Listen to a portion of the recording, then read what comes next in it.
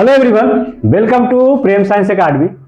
आज हम class 10th की अध्याय 1 वास्तविक संख्या के बारे में पढ़ेंगे।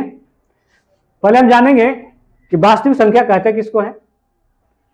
वास्तविक संख्या परिमेय संख्या और अपरिमेय संख्याओं का कलेक्शन होता है।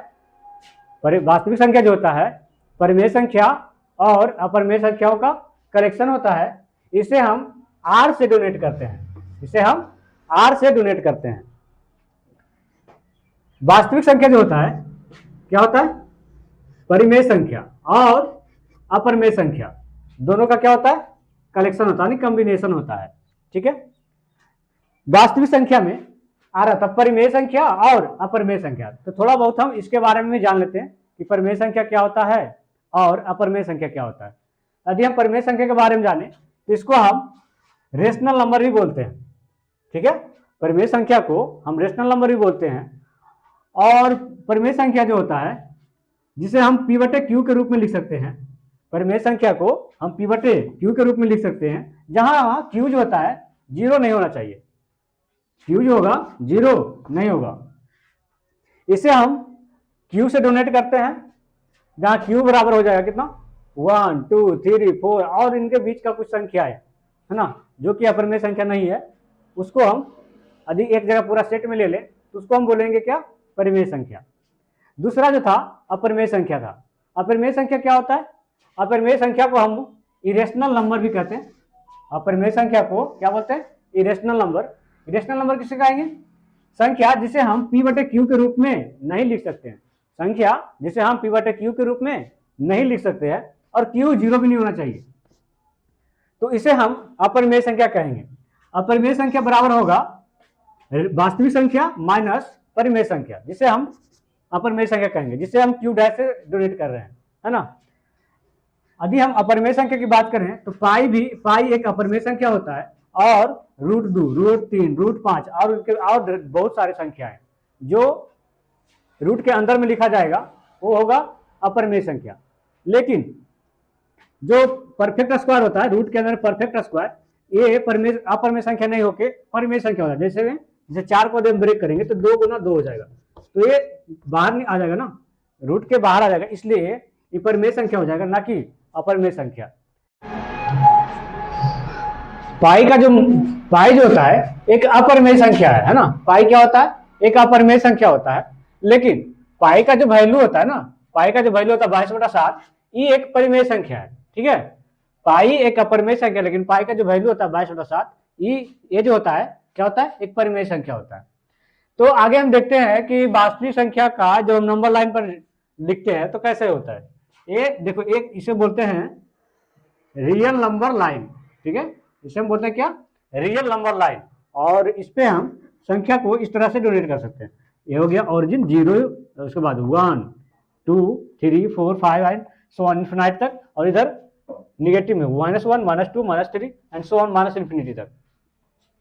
0 से इधर जो भी लेते हैं ये पॉजिटिव होता है, और 0 से 0 के जो लेफ्ट में होता है जितना व्यवस्था होता है क्या, निगेटिव में होता है। ठीक है, तो इधर वाले टर्म को जो बोलेंगे पॉजिटिव रियल नंबर, और इधर जो होगा लेफ्ट साइड में इसको हम बोलेंगे निगेटिव रियल नंबर।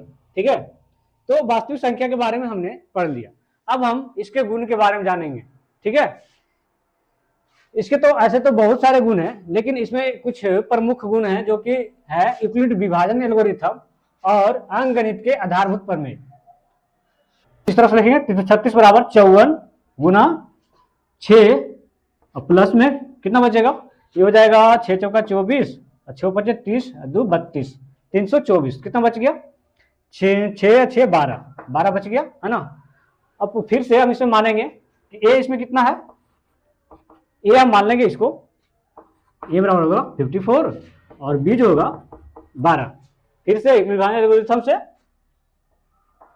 54 बराबर 12 गुना 4 बच्चों का 48, 2 4 6 बच गया। ठीक है, फिर से हम इसमें ए इसको मानेंगे, बी इसको मानेंगे। ए बराबर हो गया 12 और बी बराबर 6 गुना विभाजन एल्गोरिथम से 12 बराबर 6 गुना 2 प्लस 0, ठीक है। तो लास्ट कितना बच गया, 0 हो गया ना, आर हो गया हमारा क्या 0। तो इसमें जो हमारा एचसीएफ निकला कितना निकला 6, हमारा क्या निकला एचसीएफ 6। तो हम इक्विलिब्रियम विभाजन एल्गोरिथम का उपयोग करके, है ना, इक्विलिब्रियम विभाजन एल्गोरिथम का उपयोग करके हमने यहाँ पर एचसीएफ फाइंड कर लिए, है ना। तो इसी तरह से इक्विलिब्रियम विभाजन एल्गोरिथम का उपयोग करके हमने एचसीएफ तो फाइंड कर लिया। दूसरा जो इसमें बचा हुआ है अंकगणित के आधारभूत प्रमेय, अंकगणित के आधारभूत प्रमेय को हम कल पढ़ेंगे, ठीक है।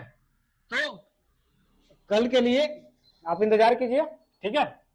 आज का सेवा यही समाप्त होता है, थैंक यू। पहला क्या है यूक्लिड विभाजन एल्गोरिथम, यूक्लिड विभाजन एल्गोरिथम। यूक्लिड विभाजन एल्गोरिथम में जो शब्द आ रहा है विभाजन, है ना, पहले शब्द क्या है विभाजन। विभाजन का अर्थ हो रहा है क्या होता है भाग देना, है ना। तो भाग तो हम पहले ही पढ़ चुके हैं बचपन में ही ना, भाग को हम बचपन में ही पढ़ चुके हैं। तो यहाँ भी हम करके देखते हैं पहले। यदि दो पूर्णांक ए और बी लेते हैं और बी से ए में हम भाग लगाते हैं तो भागफल कुछ आएगा ना, भागफल कुछ आएगा। मान लिया जाए कि भागफल क्यू आया और भाग देने के बाद जो शेषफल बचा वो आर बचा, है ना। तो हम पहले जब बचपन में पढ़ते थे तो भाग देने के बाद उसको हम चेक करते थे कि कैसे चेक करते हैं। चेक कैसे करते थे, भाज्य बराबर होता था भाजक गुना भागफल प्लस में शेषफल, है ना। भाज्य बराबर क्या होता था भाजक गुने भागफल प्लस में शेषफल। तो वैसे ही करके देखते हैं ना। तो ये हो गया, ए जो हो गया भाज्य हो गया, है ना। भाजक कौन सा है बी, क्यू क्या है भागफल है और आर क्या है शेषफल है। तो ए बराबर क्या हो गया बी क्यू प्लस आर। जहां बी जो होना चाहिए, बी जो होना चाहिए ए से छोटा होना चाहिए, ठीक है। बी क्या होना चाहिए ए से छोटा होना चाहिए।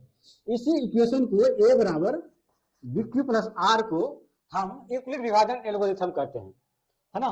इसी को हम क्या कहते हैं यूक्लिड विभाजन एल्गोरिथम कहते हैं। इसका हम एक एग्जांपल भी लेके देखते हैं, ठीक है। इसका एक लाइव एग्जांपल करके देखते हैं, ठीक है। इसका जो एग्जांपल है एक एग्जांपल इसका देखते हैं, ठीक है। 336 और 54, ठीक है। इसका हम इसको हम हल करके देखते हैं किस विधि से यूक्लिड विभाजन एल्गोरिथम से। इसका जो उपयोग होता है ना एचसीएफ फाइंड करने के लिए होता है ना। इस यूक्लिड विभाजन एल्गोरिथम का उपयोग हम एचसीएफ निकालने में करते हैं। तो हम इससे हम एचसीएफ निकालते हैं, ठीक है। हमारा जो यूक्लिड विभाजन एल्गोरिथम का ठीक है था यूक्लिड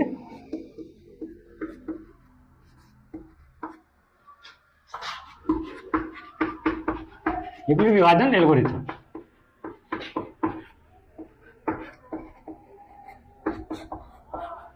एल्गोरिथम से क्या होता है ए बराबर बी क्यू प्लस आर होता है ना। तो इसे मान लेते हैं किसी को ए को ए मान लेते हैं, दूसरे को बी मान लेते हैं, ठीक है।